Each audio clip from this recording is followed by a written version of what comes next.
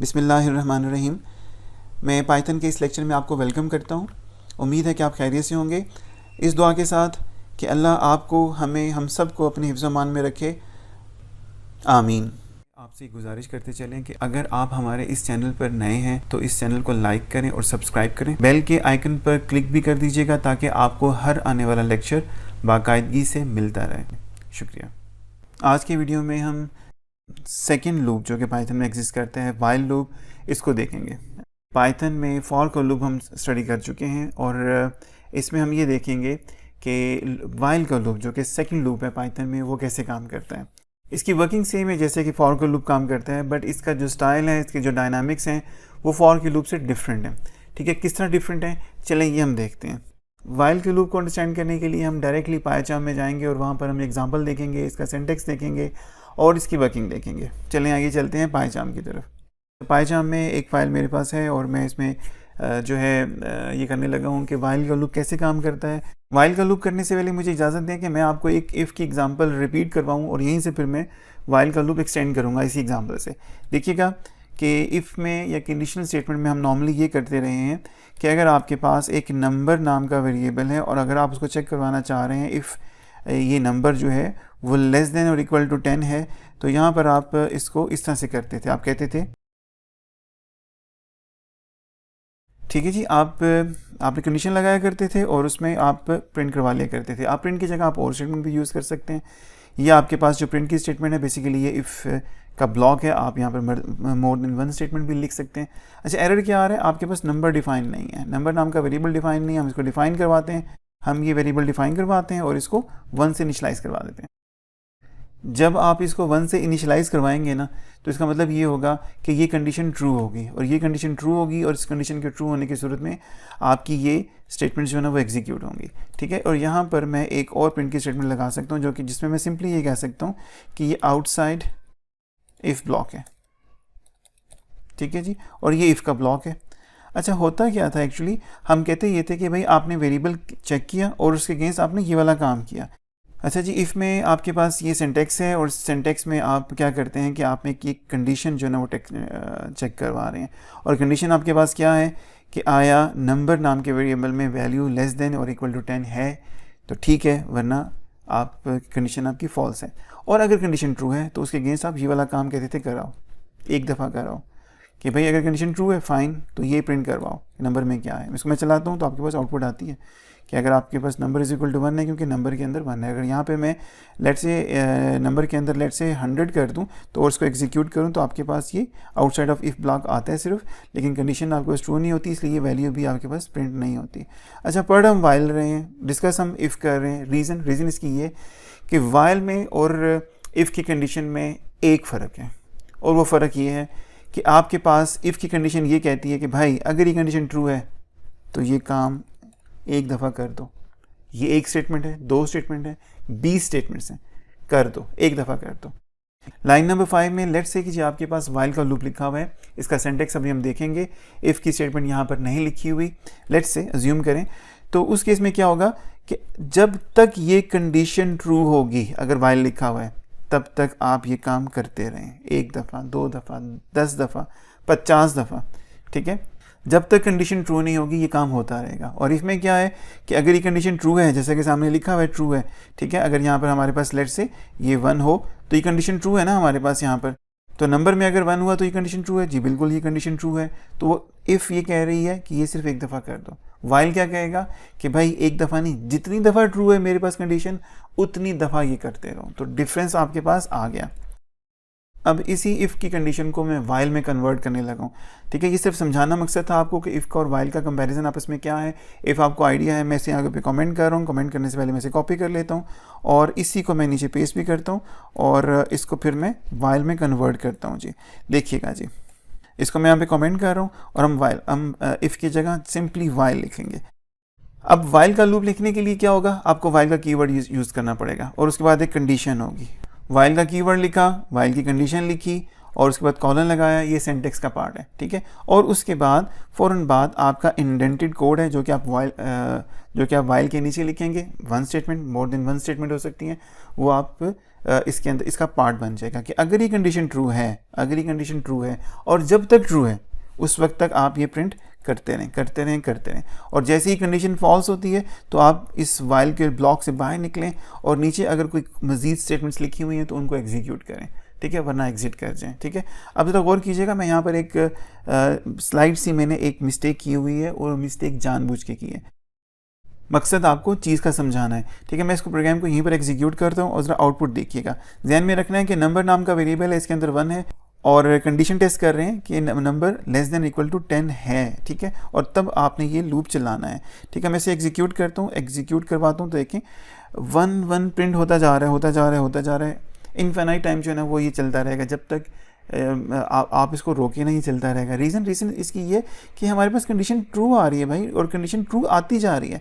Number is equal to 1 है, number is equal to 1 ही है, तो जब तक आप इस प्रोग्राम को रोकेंगे नहीं ना, ये चलता रहेगा।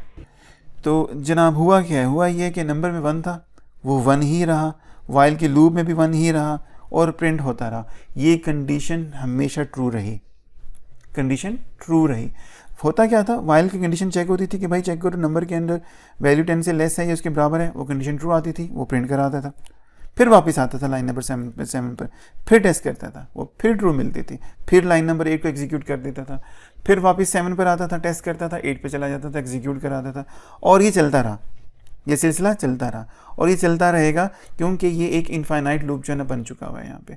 ये लूप हमारे किसी काम का नहीं है, होना ही चाहिए। जो मैंने अभी थोड़ी देर पहले आपसे जिक्र किया था कि हम स्लाइड सी मिस्टेक इसके अंदर करके आई हैं, वो स्लाइड सी मिस्टेक फैटल भी हो सकती है। क्यों? क्योंकि इसकी रीज़न ये है कि नंबर इज़ इक्वल टू 1 या जो भी वेरिएबल जिसकी कंडीशन आप यहाँ पर टेस्ट कर रहे हैं, वाइल के लूप में आपके पास कोई ना कोई ऐसी स्टेटमेंट ज़रूर लिखी होनी चाहिए कि जो कि आपको इस वाइल के लूप की कंडीशन के ट्रू या फॉल्स होने के करीब लेके जाएं, करीब लेके जाएं, ठीक है, या फॉल्स होने के करीब लेके जाएं, ठीक है।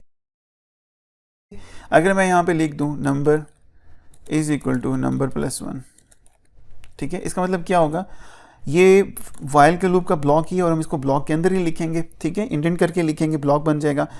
वो क्या ये रहा है जी कि भाई वाइल की जो कंडीशन है ना, इसमें हम वेरिएबल को टेस्ट कर रहे हैं, जी बिल्कुल टेस्ट कर रहे हैं, लेकिन इसका जो ब्लॉक है ना, इसके अंदर इस कंडीशन को जो वेरिएबल जो इस कंडीशन में यूज़ हो रहा है या अदर वेरिएबल जो इसमें यूज़ हो रहे हैं, 1 भी हो सकते हैं और आपके पास मल्टीपल भी सिंगल भी हो सकते हैं, तो वो जो वेरिएबल्स है ना, वो उसमें कुछ इंक्रीमेंट या डिक्रीमेंट कुछ इस तरह का करवाएं कि एक वक्त आए कि ये कंडीशन फॉल्स हो जाए और ये लूप ब्रेक हो, वरना तो इनफाइनाइट टाइम जो ना वो चलता रहेगा। नंबर 1 इज इक्वल टू 1 है, वो 1 ही रहेगा। हम क्या कहते हैं, उसको 1 से इंक्रीमेंट करते हैं हर स्टेप में। पहला स्टेप क्या है, number is equal to 1, condition 1 है, नंबर 1 है, कंडीशन ट्रू है, ये प्रिंट हुआ और हमने नंबर के अंदर 2 कर दिया, number is equal to number plus 1, 2 आएगा रिजल्ट।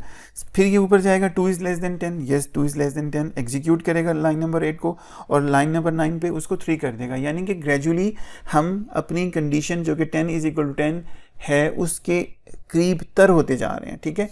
और जैसे ही एक दफ़ा 10 को वो मीट करेगी हमारा नंबर वेरिएबल जो है, अगर वो 10 उसके अंदर आएगा तब भी कंडीशन ट्रू होगा। जब कंडीशन ट्रू होगी तो आपके पास यहाँ पर नंबर के अंदर 11 आ जाएगा और ये फिर वापस जाएगा लाइन नंबर 7 पे, भाई चेक करो कंडीशन ट्रू है स्टिल। वो कहेगा नहीं, नंबर जो कि 11 हो चुका है वो ना लेस देन 10 है और ना इक्वल टू 10 है, वो ग्रेटर देन 10 हो चुका है वो इस वक्त तक। तो जब ग्रेटर देन 10 हो चुका है ना तो कंडीशन फॉल्स होगी। जब कंडीशन फॉल्स होगी तो वो इस लूप को एग्जीक्यूट नहीं करेगा बल्कि बाहर आ जाएगा। और यहाँ पर हम लिख देते हैं कि जी आउटसाइड फॉर ब्लॉक है, ठीक है। अब हम इसको लूप को चलाते हैं, जब इसको हम एग्जीक्यूट करते हैं तो 10 तक उसने प्रिंट किया नंबर को, 1 से लेकर 10 तक और आउटसाइड फॉर ब्लॉक। और यहाँ पर हम एक और काम भी कर सकते हैं कि जो आपका आउटसाइड फॉर ब्लॉक आए हैं ना, आप यहाँ पर आप नंबर की वैल्यू भी प्रिंट कर दें। नंबर की वैल्यू देखें वो 10 से जो है ना वो ग्रेटर होगी। देखें जी नंबर इज इक्वल टू 11 हो चुका है। ये जो लास्ट में वैल्यू आई है ना, ये फॉर के लूप से नहीं आई, ये आपके पास लाइन नंबर 11 में थी, ठीक है। इसको मैं बल्कि इस स्टेटमेंट से बाहर लिखता हूँ। देखिए ना ये इंडेंट हुई हुई है, मैं दोबारा एग्जीक्यूट करता हूँ इसको, तो आप देखें यहाँ पर 10 जब उसने किया तो वो फॉर के ब्लॉक से नहीं जी, इसको हम वाइल के ब्लॉक से बाहर लेकर आए हैं, ठीक है। वाइल के ब्लॉक से हम इसको बाहर लेकर आए हैं तो देखिएगा आपके पास जो है ना ये 10 तक उसने प्रिंट किया वाइल के ब्लॉक में, और जैसे ही वो उस ब्लॉक से बाहर आया तो उसने चेक किया कि जी 11 हो चुका हुआ है। क्योंकि 11 ऊपर गया था ना लाइन नंबर 7 पर चेक होने के लिए, जब चेक होने के लिए गया था तभी आपकी स्टेटमेंट जो है ना वो वाइल की फॉल्स आई, कंडीशन फॉल्स आई और वाइल का लूप जो है ना ब्रेक हुआ और आप एग्जिट कर गए। अब इसमें हमने ये वाइल का लूप हमने देखा, ठीक है। वाइल की चीज़ें इसी तरह से नॉर्मली हो सकती हैं, आप इसमें सिंगल कंडीशन भी लगा सकते हैं, मल्टीपल कंडीशन भी लगा सकते हैं, एक और काम भी कर सकते हैं। लेट्स से जी मैं कहता हूँ जी कि मेरे पास नंबर जो है ना वो 1 नहीं है बल्कि नंबर जो है ना वो 10 है, और यहाँ पर मैं कहता हूँ जी नंबर इसी कंडीशन में रिवर्स करने जा रहा हूँ कि नंबर उस टाइम तक आपने कंडीशन लगानी है कि जब तक नंबर आपका ग्रेटर देन और इक्वल टू 1 नहीं है, तब तक आप ये काम करो। देखो नंबर इज इक्वल टू 10 तो है ही है, 10 तो ऑलरेडी ग्रेटर है जी, बिल्कुल ग्रेटर है। लेकिन यहाँ पर आप जब इसको ग्रेटर करेंगे ना, यानी कि 1 का इंक्रीमेंट करेंगे इसके अंदर, तो ये ग्रेटर ही होता रहेगा, यानी कि 10 से 11 हो जाएगा, वो भी जो है ना वो ट्रू है। तो ये भी आपका एक तरह से इनफाइनाइट लूप बन जाएगा। अगर आप बड़ा नंबर ऊपर दे रहे हैं और आप चाह रहे हैं कि जी आपके पास कोई बेस कंडीशन बने कि जिसके ज़रिए से आपका वाइल का लूप ब्रेक हो, तो आपको इस बेस कंडीशन के ऊपर कि जिसमें कि आपका वाइल का लूप ब्रेक होना है, आपने इसको अप्रोच करवाना है, इस तक जाना है, इस तक बढ़ना है।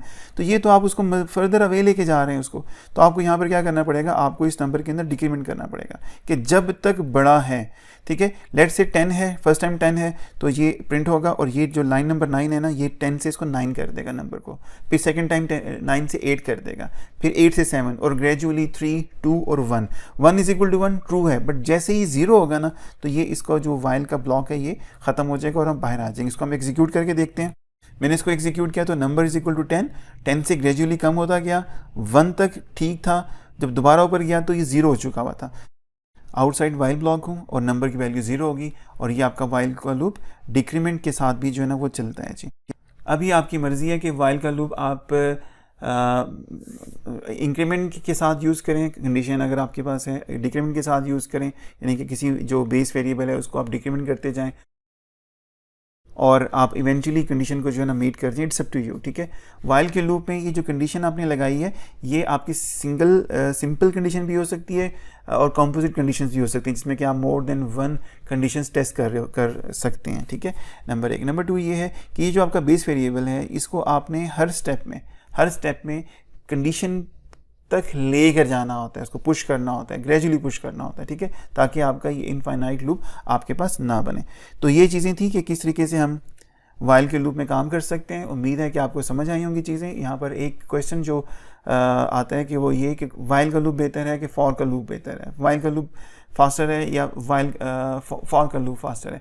देखिएगा बेहतर कौन सा है, इट्स अप टू यू, ठीक है, कि जी जो आपको सूट करे, आप दोनों लूप से आप सेम काम जो है ना वो सरंजाम दे सकते हैं। ज़्यादा आपकी कोडिंग स्टाइल में कौन सा यूज़ होता है, इट्स अप टू यू।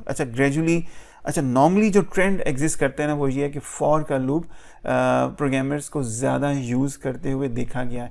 ये लाजमी नहीं है कि जी आप भी फॉर की तरफ भी जाएं। कुछ प्रॉब्लम ऐसी होती हैं कि जिसमें कि आप कह सकते हैं कि वाइल का लूप ज़्यादा जो है ना वो बेहतर होता है। कहाँ बेहतर होता है, जहाँ पर आप स्ट्रिंग की मैनिपुलेशन कर रहे होते हैं, लेंथ बेस कर रहे होते हैं। जब तक कि आप यूज़र की कोई प्रॉपर इनपुट नहीं आ रही होती, जब तक वो येस नो नहीं कर रहा होता, उस वक्त तक आपकी कंडीशन जो है ना वो चलती रहे। ये सारी की सारी जो है ना वाइल के लूप के अंदर जो है ना बड़ी ज़्यादा इफेक्टिवली आपके पास टेस्ट हो सकती हैं। परफॉर्मेंस वाइज दोनों इक्वल हैं जी, ठीक है। अगर आपका कोड अच्छा लिखा हुआ है, ठीक लिखा हुआ है, कोई गैर ज़रूरी चीज़ नहीं लिखी हुई, तो फॉर और वाइल के लूप की जो परफॉर्मेंस है वो सेम है। अच्छा जी, यहाँ पर ध्यान में रखिएगा कि हमारे पास वाइल के लूप में और फॉर के लूप में एक और डिफरेंस ये भी है कि फॉर का लूप जो है ना रेंज के मेथड पर जो है ना डिपेंड कर रहा होता है, कि रेंज के मेथड से जो सीक्वेंस बनेगा उसमें से जो नंबर्स आएंगे उसके ऊपर फॉर का लूप जो है ना एग्जीक्यूट होगा उन नंबर्स की बेस पर। वाइल के लूप में कोई इंडेक्स, कोई रेंज का मेथड यूज़ नहीं होता, सिंपली कंडीशन टेस्ट होती है आपके पास। तो ये चीज़ें थी जी कि वाइल का लूप आप कैसे काम करता है। उम्मीद है कि आपको चीज़ें समझ आई होंगी। थैंक यू जी, आपका बहुत बहुत शुक्रिया।